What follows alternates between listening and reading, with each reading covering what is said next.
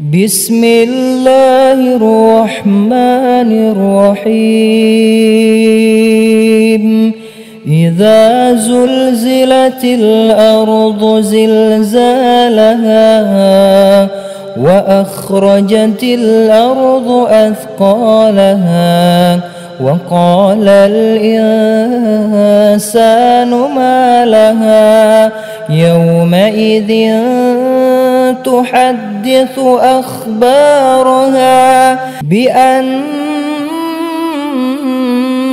ربك أوحى لها يومئذ